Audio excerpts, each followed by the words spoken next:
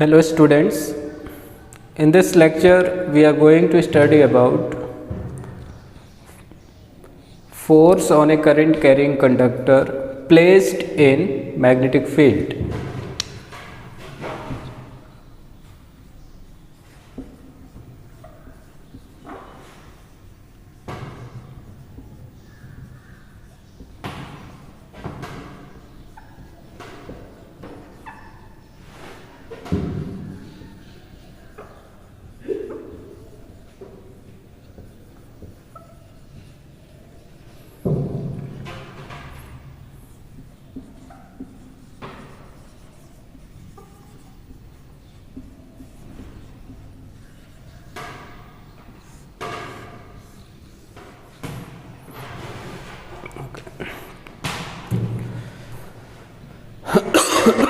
Sorry.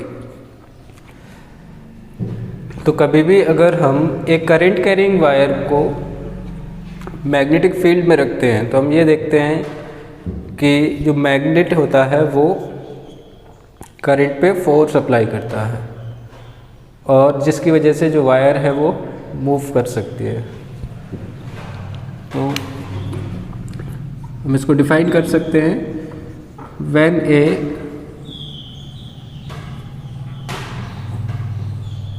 current carrying wire is placed in magnetic field,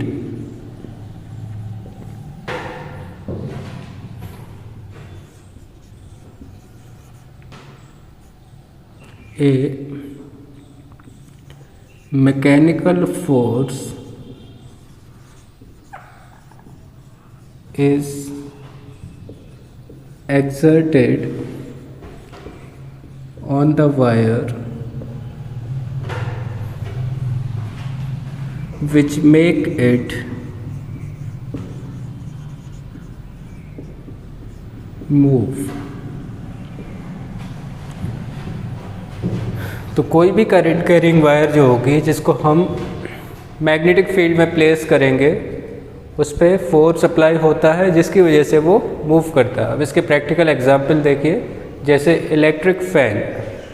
हमने क्या किया इलेक्ट्रिक फ़ैन में, उसमें वाइंडिंग होती है, वायर्स लगी होती हैं अंदर, और हम लोग क्या करते हैं, जैसे स्विच को ऑन करते हैं तो करंट उसमें फ्लो करता है और उसके अंदर एक मैग्नेट भी होती है। तो कभी भी अगर मैग्नेटिक फील्ड में, मैग्नेटिक फील्ड क्या है, मैग्नेट के द्वारा जनरेट की गई फील्ड। अब अगर हम क्या करते हैं, करंट कैरिंग वायर को अगर मैग्नेटिक फील्ड में रखते हैं तो मैग्नेटिक फील्ड क्या करता है, उस करंट कैरिंग वायर पे फोर्स अप्लाई करता है जिसकी वजह से जो वायर है वो मूव करती है। सेम फिनोमिनन या सेम प्रिंसिपल हमारा होता है इलेक्ट्रिक फ़ैन में। इलेक्ट्रिक फ़ैन में मैग्नेट पहले से होती है जिसकी एक फील्ड बन रही होगी, बस हमें रिक्वायरमेंट था तो करंट पास कराने का। जैसे ही हमने उसमें करंट को पास कराया, फ़ैन क्या करता है, ऑटोमेटिकली मूव करना स्टार्ट कर देता है। इसका मतलब कहीं ना कहीं कोई ना कोई फोर्स ज़रूर एक्ट हुआ होगा फ़ैन पे, तब तो वो मूव करना स्टार्ट किया। तो बस ये वाला हमारा फिनोमिनन है कि अगर हम करंट कैरिंग वायर को मैग्नेटिक फील्ड में रखते हैं then a force is exerted on it due to which it moves. ठीक है, और यहीं से हमारा एक और प्रिंसिपल आता है, प्रिंसिपल ऑफ इलेक्ट्रिक मोटर, जिसको हम आगे डिस्कस करने वाले हैं। ठीक है, तो अभी आपको केवल इतना ध्यान रखना है कि कभी भी अगर एक करंट कैरिंग वायर को मैग्नेटिक फील्ड में रखते हैं तो मैग्नेटिक फील्ड उस वायर पर फोर्स लगाती है जिसकी वजह से वो मूव करता है। और इसको एक्सप्लेन करने के लिए हमारे पास एक एक्सपेरिमेंट है जिसको हम बोलते हैं किकिंग वायर एक्सपेरिमेंट, उसको भी देखते हैं।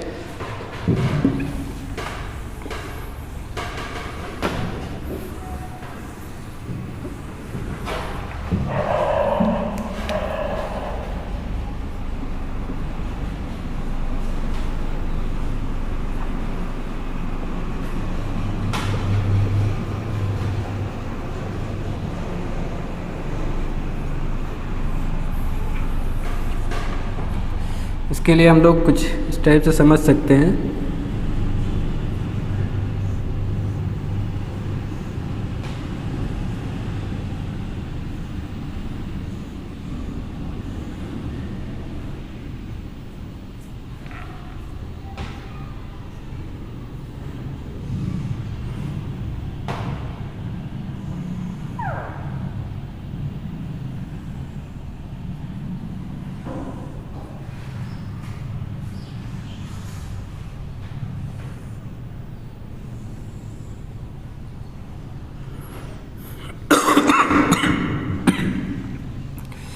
सॉरी,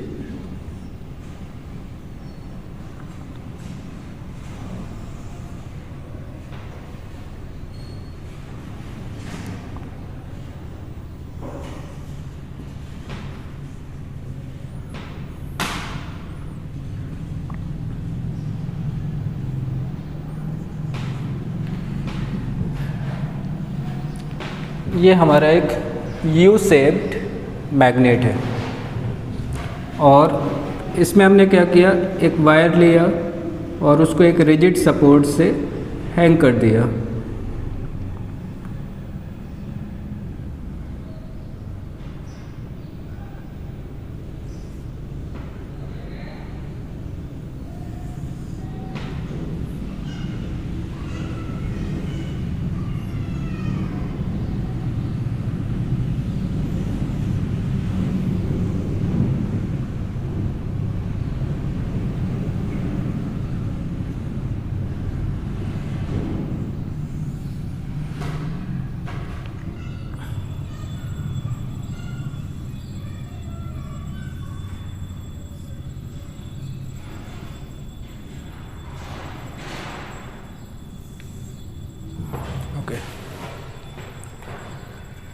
तो अब देखिए, this is U shaped magnet.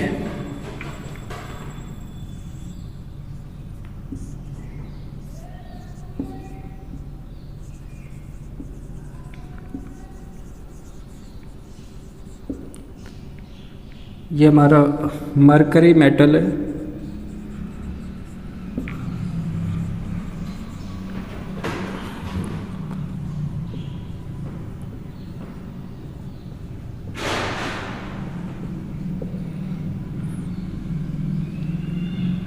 ये हमारा वायर है।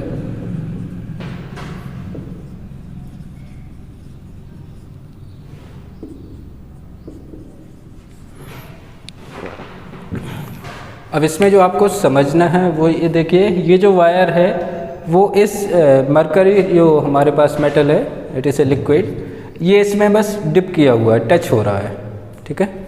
और अगर इसको हम अलग करना चाहें तो ये मूव भी कर सकता है फ्रीली, क्योंकि लिक्विड है तो उससे जॉइंट नहीं है। अगर हम इसको जॉइंट कर देते तो हमें फोर्स क्लियरली पता नहीं चलता। अब देखिए किस तरीके से ये एक्सपेरिमेंट किया गया और इसका नाम किकिंग वायर एक्सपेरिमेंट क्यों पड़ा वो भी अब आप समझिए। देखिए, जब हम इसमें क्या करेंगे, अब जैसे की को ऑन करते हैं करंट फ्लो करना स्टार्ट करेगा। हम जानते हैं करंट पॉजिटिव टर्मिनल से नेगेटिव टर्मिनल की तरफ आएगा, ठीक है। और यहाँ पे देखिए, क्योंकि ये मैग्नेट है तो मैग्नेट अपने चारों तरफ क्या कर रहा होगा, मैग्नेटिक फील्ड लाइंस बना रहा होगा। जानते हैं magnetic field line north pole से साउथ पोल की तरफ होती है।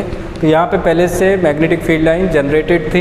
इनिशियली अगर की ऑफ था तो ये वायर एज सच यहाँ पे हैंग रहता, ये यहाँ से मूव नहीं कर रहा था। लेकिन जैसे ही हमने इसमें करंट को पास कराया तो हम ये देखते हैं एक्सपेरिमेंटली कि ये जो वायर है यहाँ से अपने इनिशियल पोजीशन से डिस्प्लेस हो जाता है और वो यहाँ आ जाता है इस तरीके से, ठीक है।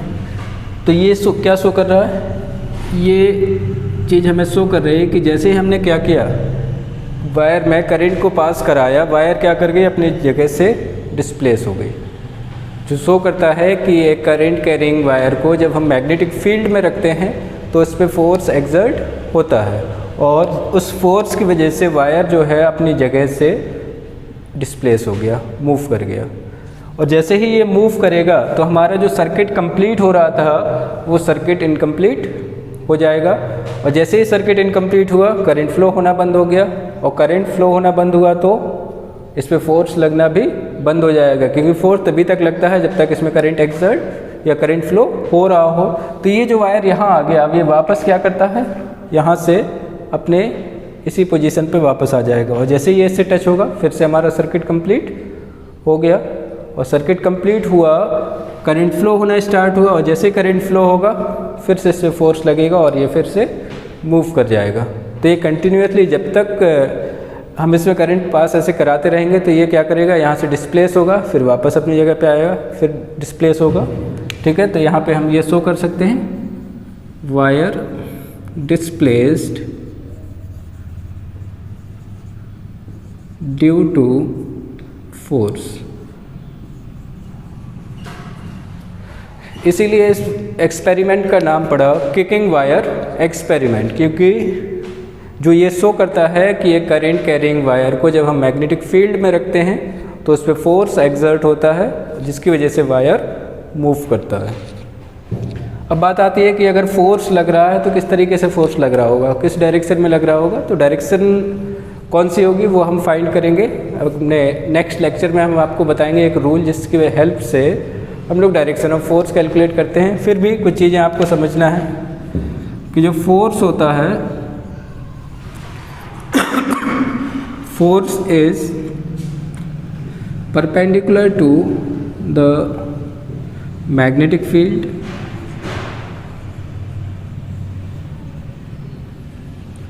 and force is perpendicular to the direction of current।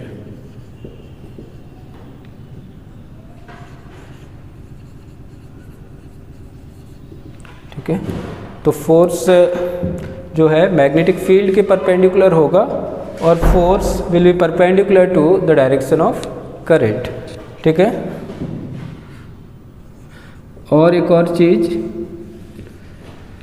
Maximum force exert होता है जब मैग्नेटिक फील्ड और करंट दोनों एक दूसरे के परपेंडिकुलर हो। तो थर्ड, मैक्सिमम फोर्स